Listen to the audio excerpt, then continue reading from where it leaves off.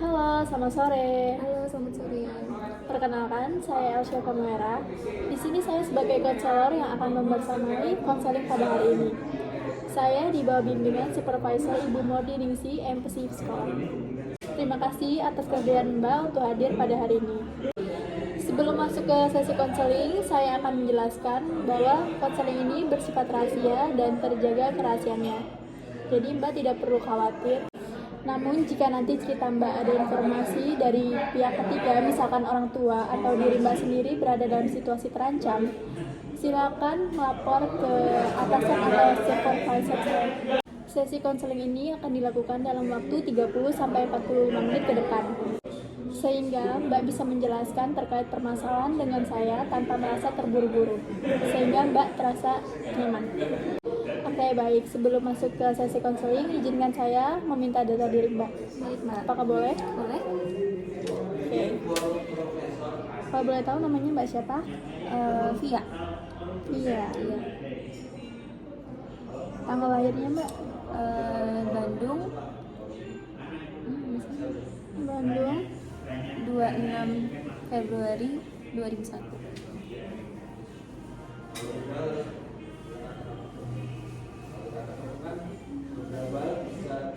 Oke. Kalau boleh tahu Mbak, ini sekarang lagi menempuh pendidikan apa? Lagi kuliah atau bekerja? Kuliah, Mbak. Kuliah. Iya. Kalau boleh tahu kuliah di mana Mbak? Kuliah di UNY, UNY semester berapa? semester 7. Wih, berarti udah mahasiswa tingkat akhir ya? Iya. Habis KKN Oke. Kak kemarin. Habis KKN. Iya. Kalau boleh tahu kakaknya di mana Mbak? Di Gunung Kidul. Jauh ya, Iya, Gunung jauh. Kidul. Selama berapa bulan kalau KKN? Kemarin itu sekitar 3 bulan. Cukup lama ya? Iya. Gimana Mbak KKN-nya? Seru nggak? Seru sih Kak, tapi ya capek juga sih karena di sana tuh kayak susah banget mencari makan gitu. Jadi kayak lebih ke makan sih, kalau lingkungannya suka. Kayak karena warganya ramah-ramah ya, Warganya pasti ya. ramah-ramah. Oke, kalau boleh tahu Mbak Via ini alamatnya di mana ya? Alamatnya saya di Jalan Gedong Kuning Kak. Jalan Gedong Kuning. Nomor 29. Maaf, 29. Berarti sekarang domisilinya di Jogja atau Di Jogja. Di Jogja. Sekarang di Jogja. di Jogja ngekos atau sama orang tua? Ini ngekos Kak. Oh, ngekos. Oke.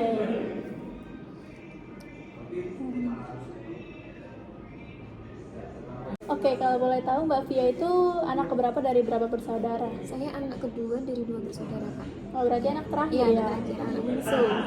Iya. Oke.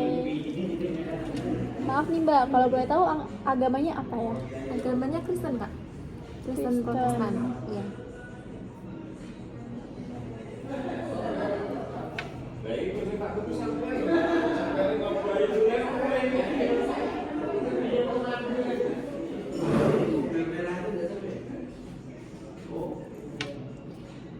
Kalau untuk statusnya Statusnya saya berpacaran. berpacaran, berarti belum menikah ya? Belum. Kuliah dulu Kak. Oke. Kalau untuk pekerjaan Mbaknya berarti cuman mahasiswa aja ya? Berarti nggak bekerja atau ada kuliah sambil bekerja? Saya itu kalau misal pas hari tertentu gitu Kak, kayak Natalan atau Lebaran gitu saya open PO. Jadi buat kue kering gitu Kak. Kue kering ya? Heeh. Kayak kue nastar gitu Iya, ya? kue nastar, kastengel gitu. Wah. Selebihnya saya kuliah. Gitu. Jadi cuma untuk mengisi pas hari libur gitu loh Kak. Berarti kalau untuk kue-kuenya itu berarti yang pesen tuh teman-teman orang-orang terdekat Iya, atau orang-orang terdekat, terus juga saya iklan di WA gitu, di Instagram. itu produktif Iya. sekali ya? Iya Kak. Nah, kalau untuk keluhan psikologisnya ada nggak ya Mbak? Keluhan psikologisnya itu kayak stres sih Kak. Stres. Stres. Selain stres, ada lagi? Mudah merasa bersalah kan. Oke, mudah merasa bersalah. Iya. Kalau untuk permasalahannya ini dari 1 sampai 10 kira-kira berapa? 7,5. 7,5. Berarti masih bisa diatasi ya. Iya. Belum terlalu Parah banget. Oke, Mbak Via, dalam seminggu terakhir ini pernah merasain sakit kepala? Iya, pernah Kak. Oke, kalau kurang nafsu makan iya tadi ya? Iya. Sulit tidur? Iya juga. Kalau mudah takut? Enggak sih Kak. Tegang? Enggak juga. Cemas? Kadang-kadang cemas. Cemas juga ya. Kalau boleh tahu cemasnya itu karena apa ya? Kayak takut ini sih, kayak tadi sih merasa bersalah gitu Kak. Jadi kayak misal kita habis misalnya nih kita habis ngomong sama orang lain gitu, terus jadi kepikiran terus gitu, tadi aku nyakitin enggak ya gitu, jadi cemasnya di situ gitu. Oke. Gemetar nggak ya? Enggak. Gangguan perut? Enggak. Enggak. Sulit konsentrasi? Iya. Iya. Sedih? Sedih iya juga sih. Sulit mengambil keputusan? Enggak ya? Enggak. Kehilangan minat? Enggak juga. Rasa tidak berguna? Enggak. Mudah lupa? Iya, udah lupa ya. Mudah lupa ya? Contohnya kayak apa Mbak? Kok bisa mudah lupa? Misal kayak mau buat barang apa gitu, kadang lupa gitu Kak. Lupa naruhnya di mana Lupa naruh gitu di ya? mana, lupa mau bawa di juga gitu. Jadi hal-hal sekarang tapi juga lupa gitu. Gitu, oke. Tadi ngerasa bersalah juga ya? Iya. Oke, mudah lelah? Iya. Juga. Putus asa? Enggak. Enggak. Mudah marah? Enggak. Mudah tersinggung? Iya, kadang. Mimpi buruk? Enggak. Enggak ya? Dan yang terakhir tidak percaya diri? Enggak juga. Enggak juga. Oke. Mbak Via, boleh diceritakan tujuan Mbak datang ke psikolog itu karena apa? Saya mau menceritakan pengalaman saya kepada Mbak selaku psikolog mengenai hubungan toksik gitu. Jadi hubungan toksik saya sama pacar saya gitu. Berarti toxic relationship ya? Iya. Oke. Boleh diceritakan kembali toksiknya itu karena apa Mbak? Boleh Mbak ceritakan dari awal permasalahannya seperti apa? Jadi kami tuh kan LDR nih Kak gitu. Nah, dia juga bekerja gitu. Pacar saya itu kan sebagai abdi negara kan Kak. Nah, dia tuh dinas di Aceh. Ya. Nah, saya itu sebagai pacar tuh pasti pengen punya waktu lebih atau peluang gitu ya. Namanya juga kita LDR gitu kan ya Kak. Tapi dia tuh sibuk dan ujung-ujungnya kami tuh berantem. Jadi karena aku minta waktu lebih tapi dia sibuk, tambah LDR juga, akhirnya berantem. Dan dia tuh kayak lebih ke apa ya, lebih ke kayak maki-maki saya gitu. Jadi terkesan tuh saya ngerasa kalau dia itu tuh kasar sih sebenarnya, tapi untuk kasar secara fisik sebenarnya enggak ya Kak, cuman mungkin lebih ke omongan gitu yang bikin saya tuh sakit hati atau tersinggung gitu. Itu sih Kak. Terus juga karena LDR tadi tuh juga mungkin kayak memicu permasalahan ini gitu. Jadi dia juga mungkin udah capek, terus dia juga tersinggung juga. Saya juga butuh waktu dia, saya juga ngomel-ngomel juga sama dia gitu. Tapi dia mungkin nggak bisa nggak bisa menghadapi saya gitu. Jadi udah dia juga kasar gitu sama saya. Gitu. Mungkin gini ya, dia kan udah capek kerja, banyak juga butuh waktu. Tapi ya gimana ya? Gimana ya? Susah juga sih Mbak kalau LDR itu. Pasti kan bawaannya juga overthinking. Iya, Dia sana overthinking. gimana ya sama siapa? Iya, benar banget. Cuman ini permasalahannya tuh karena waktu ya. Iya. Kurang waktu. Oke. Terus saya merasa kalau itu tuh juga masuk ke dalam toksik gitu loh Kak. Karena juga kita sama-sama hubungan kita nggak sehat gitu loh. Jadi kita sering berantem. Iya. Terus juga dia juga ibarat kata perkataannya tuh menyakiti saya gitu. Jadi membuat saya juga overthinking. Terus yang tadi saya juga bilang ke kakak kok saya tuh mudah tersinggung gitu, sedih juga. Nah itu juga mungkin membuat saya tuh susah tidur, pikiran cemas gitu. Kalau untuk hubungannya itu udah berapa lama Mbak? Udah mau 3 tahun ini Kak. Oh, udah cukup lama ya? Cukup lama. Tahun. LDR-nya berarti udah 3 tahun juga? Iya, 3 tahun juga. Nah, seperti yang Mbak bilang tadi, dia katanya ngomong-ngomong kasar, Iya. kata-kata kasar. Itu biasanya kata-kata kasar itu dikeluarkan itu setiap hari atau cuman kadang aja pas dia lagi capek kerja? Karena kita tuh berantemnya hampir setiap hari ya Kak, karena yang tadi tuh, jadi ya hampir setiap hari terhitung sih, kayak dia maki-maki saya gitu.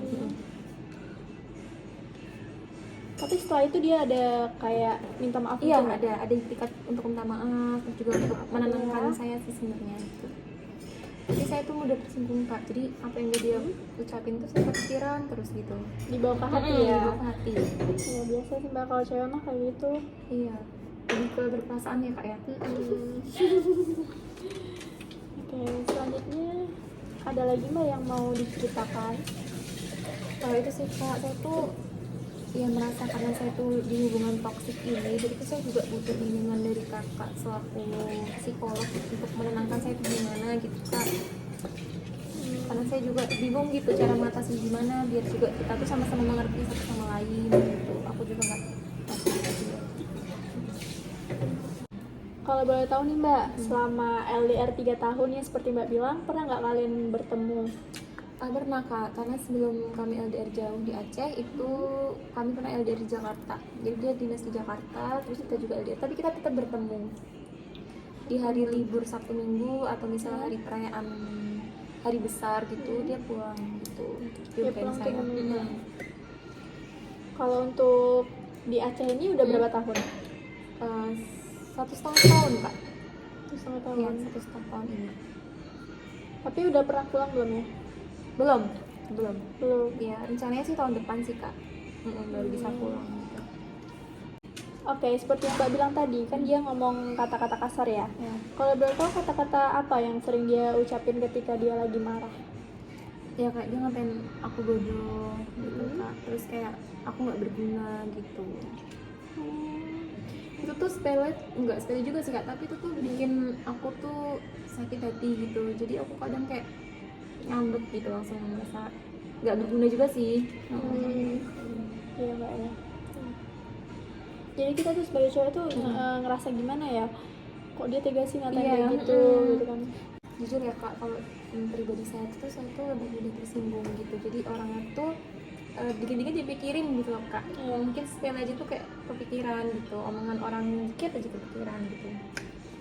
Dengan dia ngatain itu juga aku juga ngerasa langsung kayak mudah tersinggung gitu, karena aku tuh jujur aja aku tuh kayak apa ya kak, berhati kecil gitu loh kak, jadi gampang kepikiran gitu intinya. Gampang kepikiran, Iya, walaupun nggak nanti, enakan, gampang kepikiran gitu. walaupun nanti udah baikan tetap aja masih membekas, membekas ya. masih membekas. Oke. Dan itu yang bikin aku tuh merasa jadi kayak flashback lagi, jadi tiap kita baikan aku nanti bukan mengulang, ingat hal yang kemarin gitu, jadi buat kita berantem lagi, dibahas lagi gitu loh kak. Gitu dibahas. Tadi kan permasalahan mbaknya toxic relationship ya.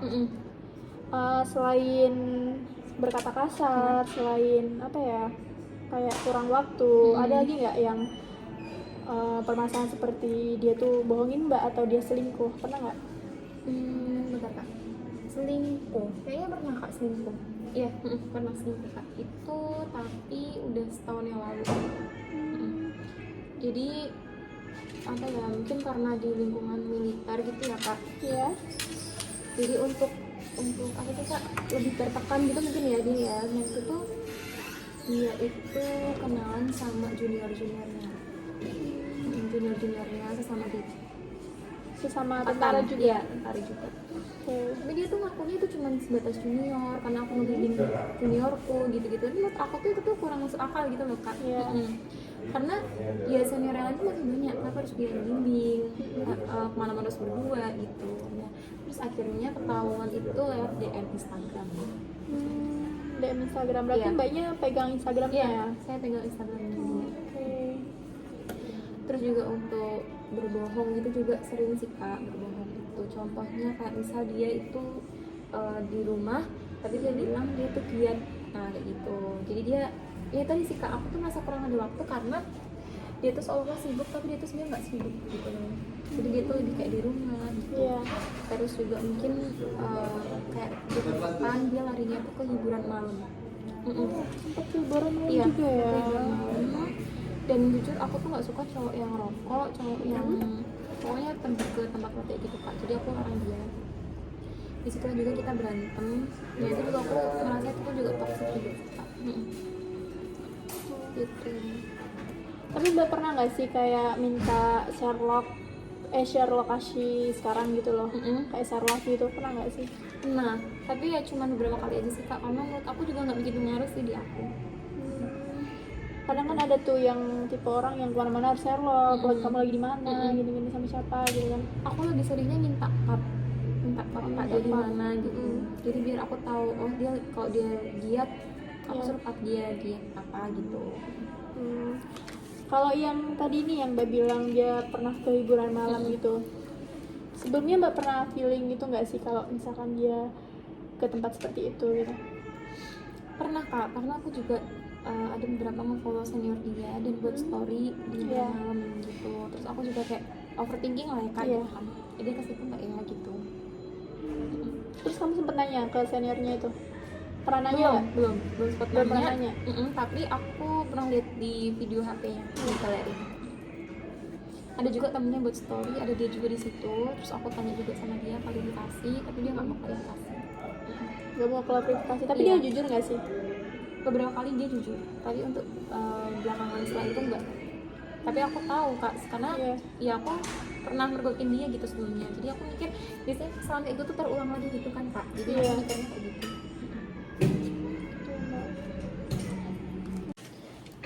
Tadi kan Mbak bilang dia pernah berselingkuh dengan rekan kerjanya ya.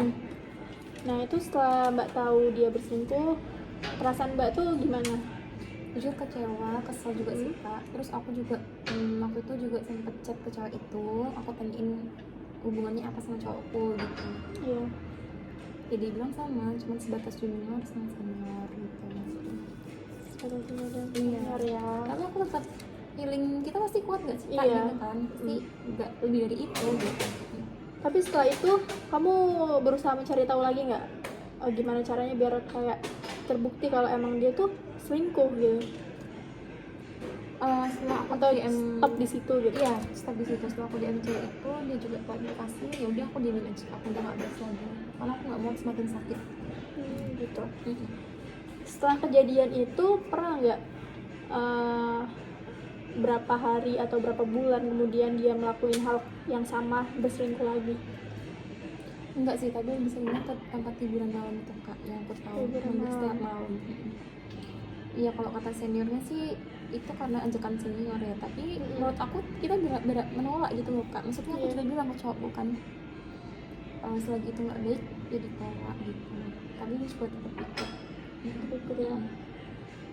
Tapi dia ini nggak sih, jujur nggak sih kalau misalkan dia lagi diajak senior mau ke tempat hiburan malam, atau dia tuh berbohong biar kamu tuh nggak marah gitu? Lebih sering berbohong. Tapi kamu tahu dia lagi pergi? Oh, karena seniornya juga buat story dan ada dia di situ kak, jadi aku langsung tahu. Ingat ya.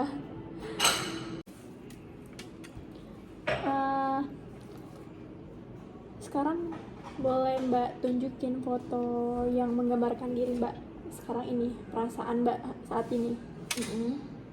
Ada nggak ya fotonya? Ini sih. Oh iya. Kalau boleh tahu ini menggambarkan apa ini Mbak? Fotonya Pura-pura senyum di balik hati yang terluka kali ya kak. Pura-pura senyum gitu. Berarti ini senyumnya kayak terpaksa gitu ya, palsu ya. Palsu, jadi biar orang tuh gak tahu aku baru sedih sih kak. Sebenarnya sedih juga sih. Nah Mbak Via, menurut Mbak apa yang Mbak inginkan dari jawaban Mbak tadi? Saya pengen solusinya kak, biar saya tuh gak bisa marah. Terus juga saya pengen solusi biar saya tuh bisa menentukan keputusan yang baik dan benar. Oke, kalau untuk rencana Mbak ke depannya? Saya tuh sebenarnya bingung sih kak, saya masih pengen mempertahankan hubungan ini, tapi juga saya capek. Saya minta saran dari kakaknya sebagai psikolog. Oke, berarti minta saran dari saya ya.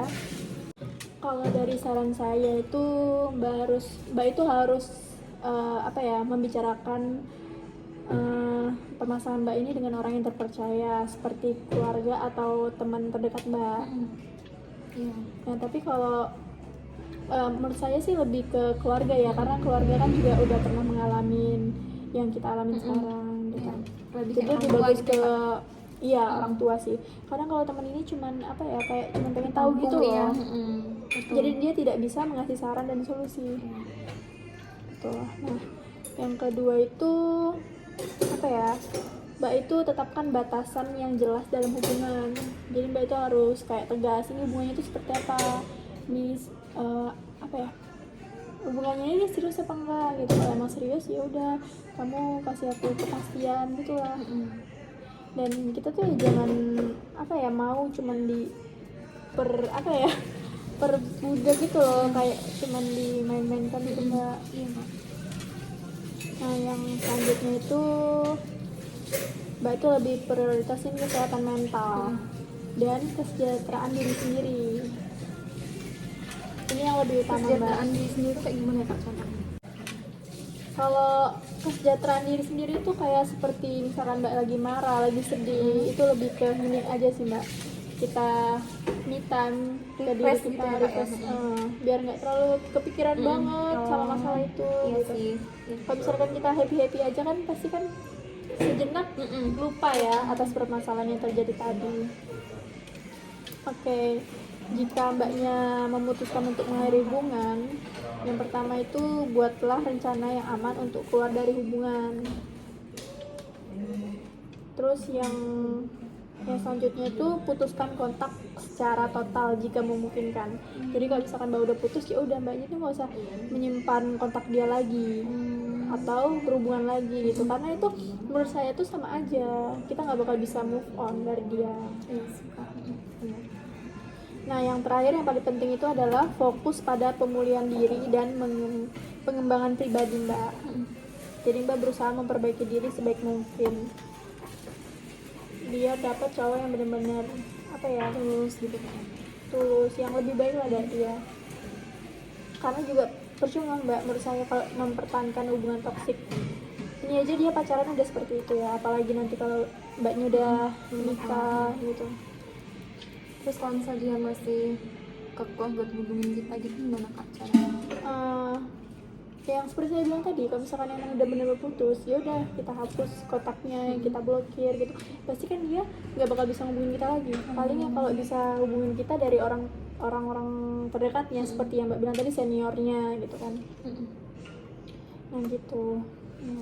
Cuman ya itu kan perlahan, jangan langsung tiba-tiba langsung semuanya di itu Mbak. Karena kan juga kita harus butuh apa ya, kekuatan untuk itu semua gitu loh, nggak sih? Nah yang terakhir itu ada hal yang perlu diingat Mbak. Mbak itu nggak pantas sih mendapatkan perlakuan buruk dari dia. Terus kebahagiaan itu dan kesehatan mental Mbak itu adalah prioritas. Karena gimana ya Mbak, karena kan sekarang kan banyak tuh orang yang apa, kesehatan mentalnya tuh kena karena baik itu dari pasangan atau dari keluarga. Nah mereka kan sering apa ya, kayak mohon maafnya ini kayak stres terus jadi gila gitu kan. Ya itu salah satu faktornya. Paling penting kesehatan mental sih ya. Kesehatan mental, karena itu banyak di Indonesia ini kan ada berapa persen gitu permasalahan kesehatan mental, yang paling banyak. Iya sih gitu. Terus yang terakhir itu perubahan itu membutuhkan waktu dan proses, jadi nggak langsung apa ya, berubah drastis gitu, enggak. Jadi harus butuh perlahan lah waktu. Oke. Tadi kan Mbak bilang katanya membutuhkan waktu dan prosesnya Mbak. Pasti kan kita juga susah buat move on ya. Nah itu kalau misalnya nih kita dideketin sama cowok itu apa yang kita lakuin ya Mbak? Apakah kita harus menerima atau gimana? Kalau dideket cowok sih ya udah Mbak, welcome aja gitu. Gimana ya, Mencoba ya untuk mencoba buka hati walaupun nggak langsung buka gitu kan Mbak. Ya kalau untuk cuman berteman gitu ya monggo silahkan, itu kan tergantung dari Mbaknya sendiri gitu. Mbak, terus saya mau tanya nih, saya tuh kan udah berulang kali juga ngajak pacar saya buat putus, sebenarnya udah capek gitu, tapi dia tetap nggak mau. Terus saya tuh harus gimana ya Mbak? Karena tuh seolah-olah tuh dia tuh kayak yang punya hak gitu, dan saya juga butuh hak saya juga kan. Ya kalau menurut saya itu kembali ke kalian masing-masing sih Mbak. Mbak tuh harus apa ya, pertegas ke dia gitu. Karena gimana ya, kalau laki-laki itu udah selingkuh, main tangan itu tuh agak sulit untuk berubahnya. Jadi Mbak tuh harus buat kesepakatan bersama. Kalau misalkan dia udah kalau misalkan dia ngulangin lagi, Mbak tuh harus ngasih konsekuensi gitu. Tapi ya itu kembali ke diri Mbak lagi. Mbak tadi kan pengennya mengakhiri hubungan ya. Kalau mengakhiri hubungan ya udah sih Mbak, langsung aja sih cut off semuanya. Ya kok masalah dia mau putus atau enggak, ya itu salah dia sendiri, kenapa dia kayak gitu gitu kan. Oke Mbak Via, waktu sudah selesai, sesi konseling akan segera berakhir. Apakah ada yang ingin ditanyakan sebelum sesi konselingnya ditutup? Cukup Pak. Oke, juga cukup. Umur Mbak seberapa cukup membantu permasalahan yang sudah diceritakan tadi? Dari 1 sampai 10, kira-kira skornya berapa? 9,5. 9,5, berarti cukup membantu ya Mbak? Membantu. Membantu. Oke. Saya mohon maaf ya Mbak jika terjadi ada salah kata atau salah pengucapan. Dan kita akan bertemu di sesi konseling berikutnya. Ya, Terima kasih Mbak. Ya, sama-sama. Selamat berjalan. Ya.